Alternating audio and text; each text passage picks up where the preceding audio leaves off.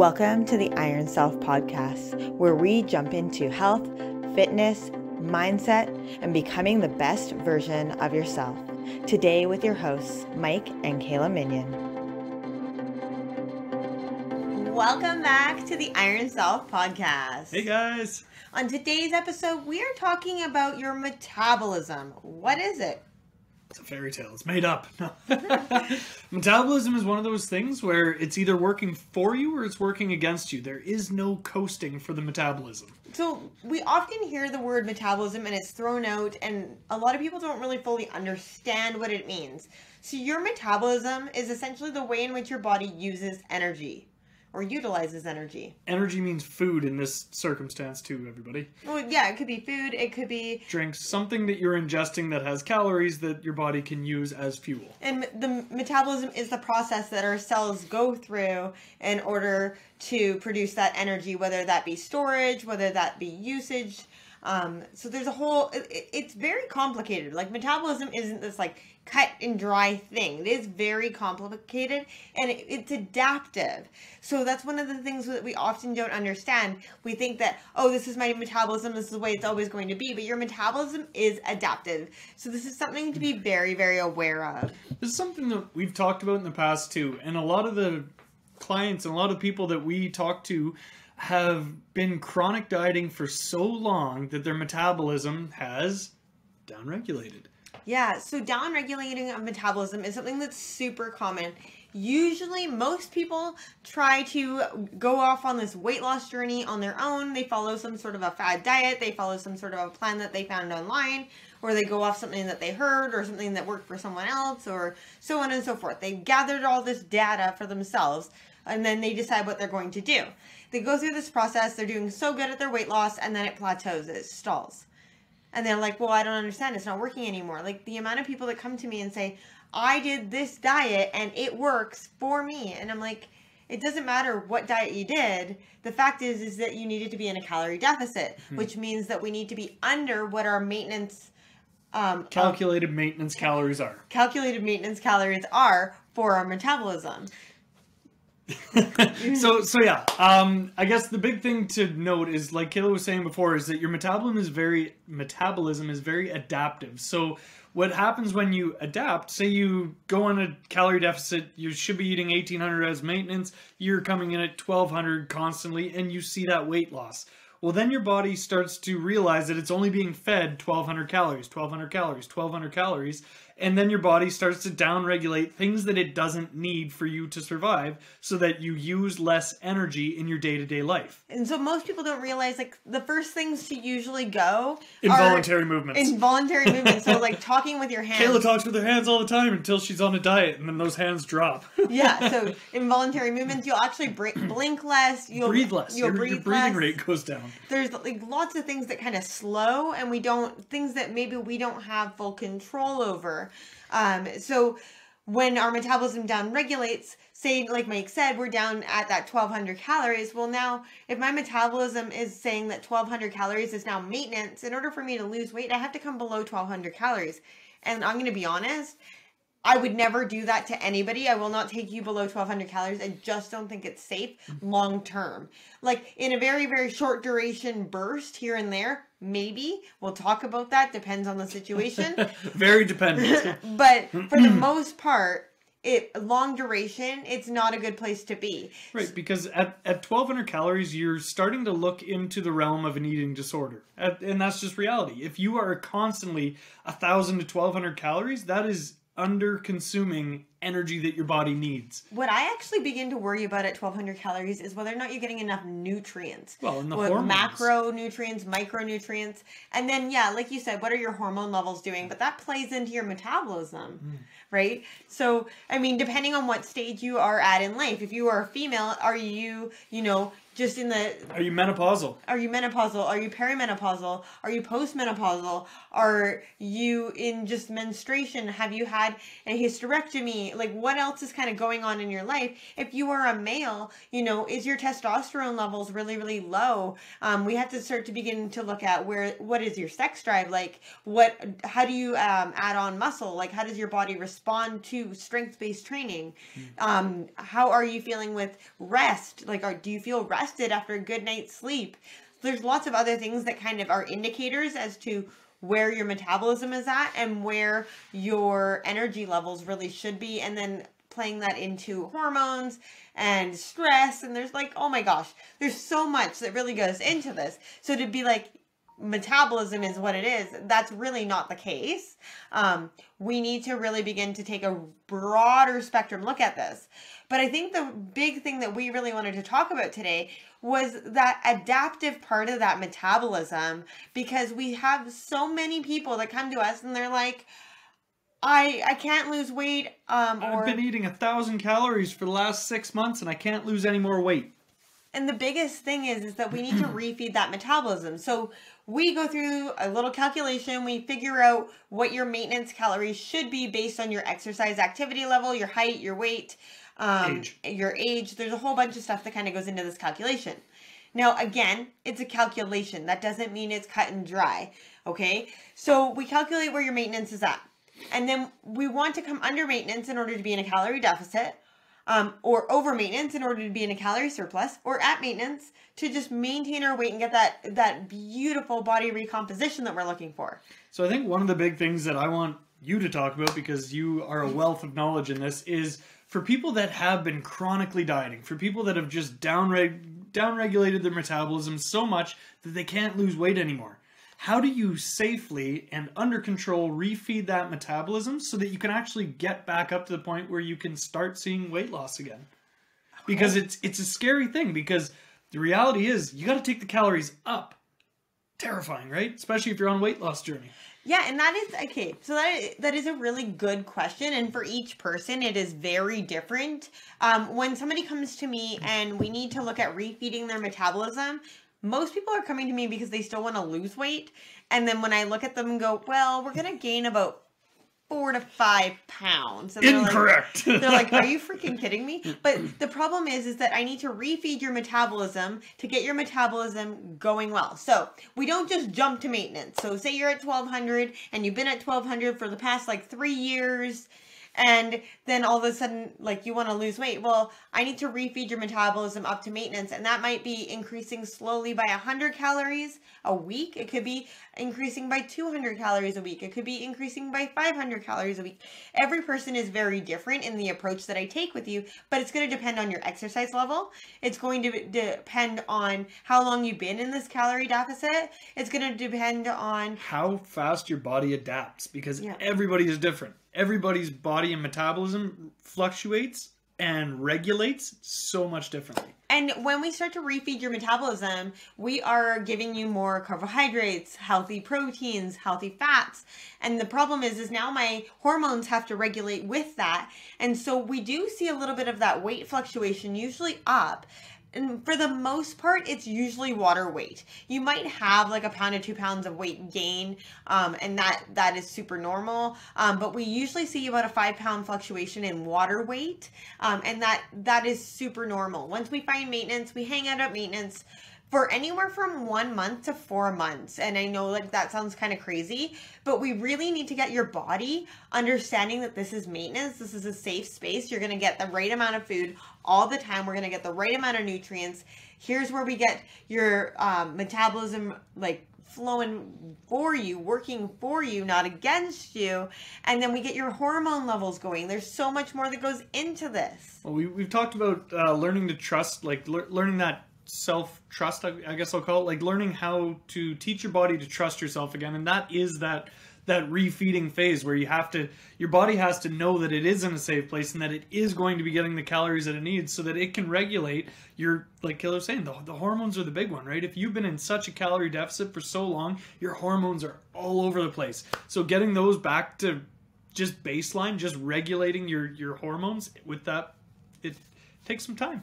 So what happens if we don't refeed your metabolism? And I think that that's something that is like, let's play devil's advocate. So we don't refeed the metabolism. Somebody comes to us and they're at 1,200 calories. They're not losing weight. What can we do? Refeed them. No, a lot of people think that they need to go into more of a calorie deficit, right? So they're like, okay, well, I'm at 1,200, so if I go down to 1,000, I'm going to get the weight loss I need. And your body's going to tell you something different a lot of the time. If you're ready to make a change in your life, step into the best version of you, check out our Iron Self Transformation Program.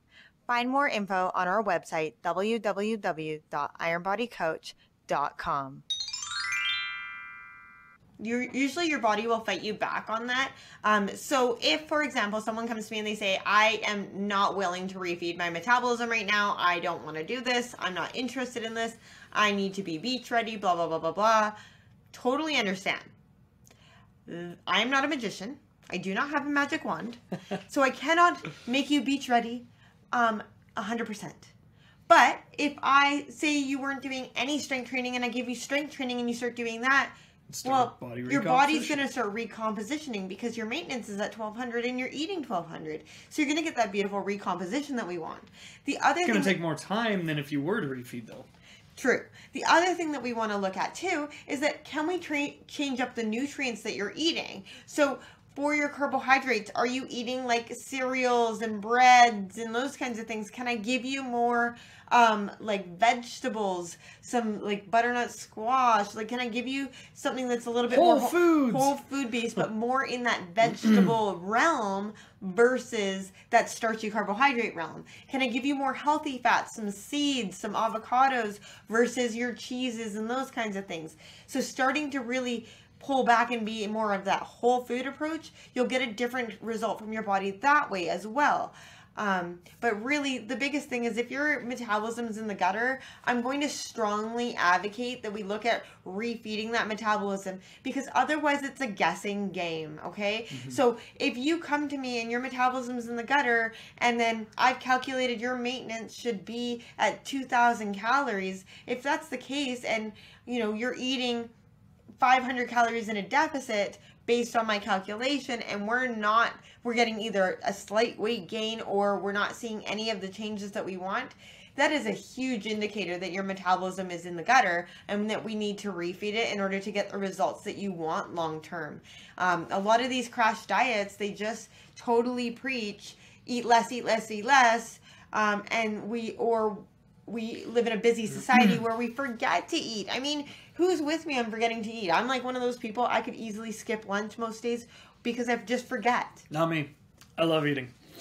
My lunchtime is like 2, 3 p.m. I'm like, oh yeah, lunch, right, about that. See, I do the same thing, but that's just because, like, today I got busy with clients, so I went out and didn't get to eat lunch until 2 o'clock, and I was a hangry son of a bee. Yeah. So, when it comes to your metabolism is really finicky. So our piece of advice here is figure out what your maintenance is and hang out there for a little bit. Just see how that feels food-wise. If you finally hit maintenance, if you've been on a calorie deficit forever, you are going to sleep and recover better than you have in a long time. Your body loves that, right? You find that homeostasis and your body's like, this is amazing. I don't have to fight for these calories to be able to repair my body. This is primo. So figure out where maintenance is, hang out at maintenance for a while, do some strength training, do some movement, you're going to get some body recomposition. After you've been at maintenance for a while, then you can slowly begin to decrease those calories and see how your body responds. Again, at the end of the day, it's all about your body and how your body responds, and your body is so uniquely yours that it's not going to respond the way that your friends did or their friends did or somebody you saw on TVs did. You got to pay attention to the messaging that your body is giving you. And when your body starts to stop losing weight, you start to get constipated, like there's all these other things that kind of go into play here, then your body is telling you something's not working for me right now. Yeah, well, and that's the same thing when, not metabolism, but strength training. After you've been training the same program for a long time and your body starts to plateau and you're just fatigued and there's nothing left, that's why we schedule in those deload weeks where you get lower weights with higher volume so your body perceives it as a rest, and then it kind of resets so then you can start that strength building again. Same idea with your metabolism. You got to refeed it. You need to pump the brakes and let it have a little bit of a rest to get everything back to homeostasis. Now, when you are dieting, it is important to schedule in things like refeeds or diet breaks. Those kinds of things, because that'll help keep your metabolism up. The problem is when we chronic diet at the same amount of calories and we just lower the calories without ever taking a break, our metabolism will downregulate because it wants to adapt to the lower amount of calories. Whereas if we are having lower calories and we schedule in a couple refeeds or a little bit of a diet break, our metabolism goes, oh, okay, we are getting those calories. We do have what we need. Oh, okay, don't worry about downregulating. We're good. Like it's kind of like a way to trick it. The caveat to that is that your diet breaks or your refeed days are not a license to kill. That doesn't mean I have a diet break, so I'm going to go eat 7 blizzards at Dairy Queen. Not a friggin' chance. If you are serious about your weight loss or your performance goals or whatever goals you are going for, that doesn't mean you just get to throw in the towel for your diet break days. That means that you are still going to watch what you're eating. You're still going to choose whole foods. You're still going to go protein first, vegetables first, and then eat the rest of it. You're not derailing everything. You're just refeeding with healthy freaking food. The biggest thing that I see with clients is when we have a diet break or scheduled refeeds, and I'm not saying refeeds are not cheat days, okay?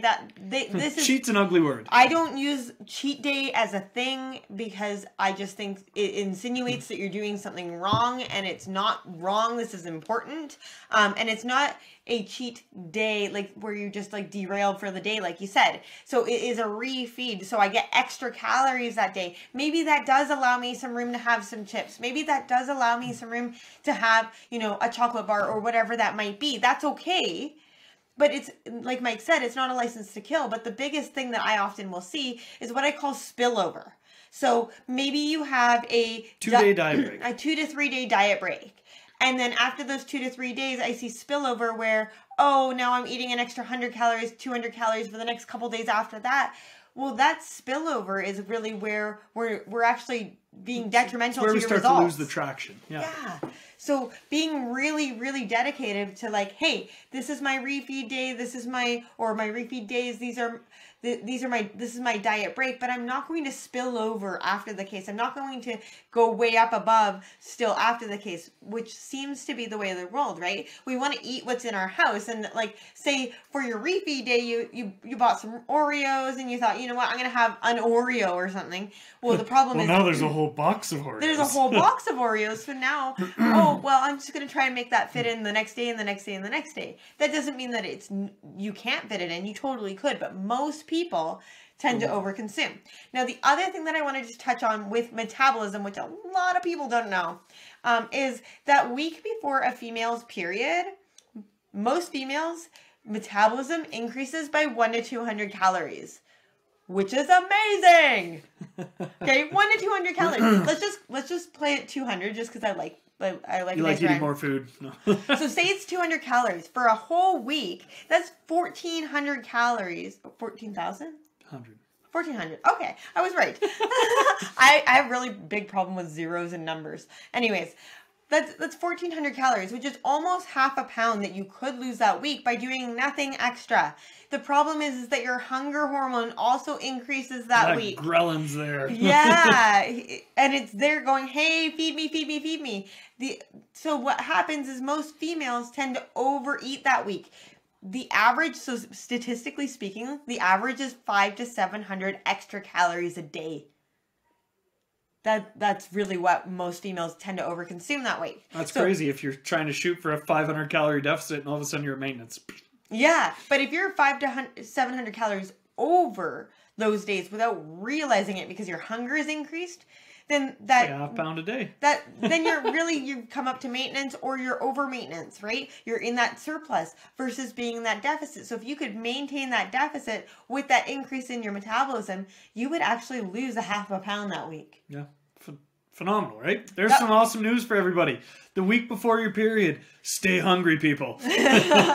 Right. So there's lots of things that our body does for us. We just have to listen to it, and we have to be willing to I guess, practice some restraint, I'm going to say. Well, it's the same thing I always say, is that comfort and discomfort. You got to learn to be in that discomfort, because for a lot of people, especially chronic dieters, it's not a comfortable thing to eat that much food, especially when you're coming up and trying to bring that metabolism up. It's not a comfortable thing, but it's something you need to do so that you can have long-term success. This isn't about short-term. This isn't, I'm going on a crazy diet right now and I'm going to drop my calories and I'm going to lose this weight. Great.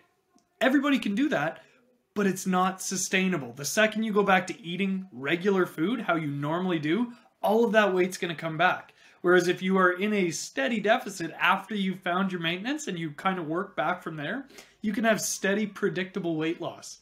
It takes time and it takes trust. And I totally recommend find that maintenance, practice some refeeds and diet breaks. That's going to give you the results that you want long term, like Mike said, so that you are not this person that is constantly coming back and going, I need to lose this weight again because I gained it after this crash diet. Like, let's give you the tools that you need in order to keep the weight off long term, practice a little bit of a calorie deficit if that weight does start to creep up, and know how to use those diet breaks and those refeeds effectively, versus it just being, hey, Friday, Saturday night, I'm just going to burn the whole house down because I just ate everything that I could possibly get my hands on. Awesome.